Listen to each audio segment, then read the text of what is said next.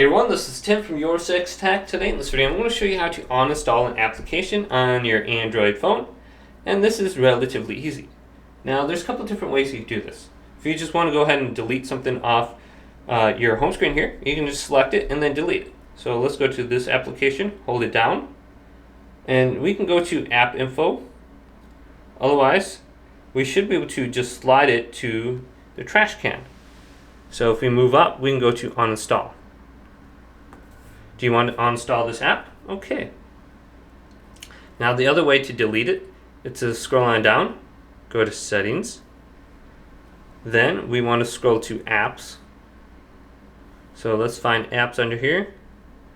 So I'm going to scroll on down. Here's apps, recent apps, default apps. Here's my recently used apps. Let's go to see all apps. Let's go ahead and delete another application under here. So let's go to this application and then go to uninstall. Press OK. Now that is removed from my phone. So we can do this with a bunch of different apps now. But hopefully this video did indeed help you out. If it did, leave it a big thumbs up and subscribe to my channel down below for more tech videos coming up next on Your 6 Tech.